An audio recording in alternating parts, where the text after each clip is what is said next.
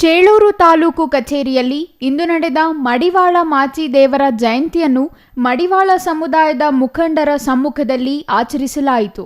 ಈ ವೇಳೆ ಮಾತನಾಡಿದ ಚೇಳೂರು ಉಪ ತಹಸೀಲ್ದಾರ್ ಎಸ್ಎಲ್ ಸತೀಶ್, ಮಹನೀಯರಾದ ಮಾಚಿದೇವ ಮಹರ್ಷಿಗಳು ಸಮಾಜಕ್ಕೆ ನೀಡಿದ ಸಂದೇಶ, ಅವರ ತ್ಯಾಗಮಯ ವ್ಯಕ್ತಿತ್ವವನ್ನು ಗುರುತಿಸುವ ನಿಟ್ಟಿನಲ್ಲಿ ಸರ್ಕಾರದಿಂದ ಈ ಆಚರಣೆ ನಡೆಸುತ್ತಿರುವುದು ಹೆಮ್ಮೆಯ ಸಂಗತಿ ಎಂದರು. ಜಾತಿ ಮತ ಭೇದಗಳನ್ನು ಮರೆತು ಸಮಾಜಕ್ಕೆ ಉತ್ತಮ ಸಂದೇಶ ನೀಡಿದ ಈ ಮಹಾನ್ ಸಂತರನ್ನು ಗೌರವಿಸುವುದು ನಮ್ಮ ಕರ್ತವ್ಯವಾಗಿದೆ. ಸಮಾಜದ ಅಂಕುಡೊಂಕುಗಳನ್ನು ವಚನದ ಮೂಲಕ ಸಮಾಜದಲ್ಲಿ ಪರಿವರ್ತನೆ ಮಾಡಿದವರು ಬಸವಣ್ಣನ ಅನುಯಾಯಿಗಳು.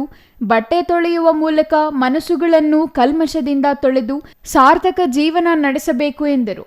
ಮಡಿವಾಳ ಮಾಚಿದೇವರ ಜಯಂತಿಯಲ್ಲಿ ರೆವೆನ್ಯೂ ಇನ್ಸ್ಪೆಕ್ಟರ್ ಈಶ್ವರ್, ಕಾರ್ಯದರ್ಶಿ ವೆಂಕಟೇಶ್, ಸಿಬ್ಬಂದಿ ಜಗದೀಶ್, ಮಡಿವಾಳ ಸಮುದಾಯದ ಲಕ್ಷ್ಮೀನಾರಾಯಣ, ಅಧ್ಯಕ್ಷ ಸಿವಿ ಮಂಜುನಾಥ್, ಉಪಾಧ್ಯಕ್ಷ ಶ್ರೀನಿವಾಸ್, ಕಾರ್ಯದರ್ಶಿ ವೆಂಕಟೇಶ್, ಖಜಾಂಚಿ ಚಂದ್ರ, ಇನ್ನೂ ಹಲವರು ಹಾಜರಿದ್ದರು. Venkatesh, CTV news, Chelur.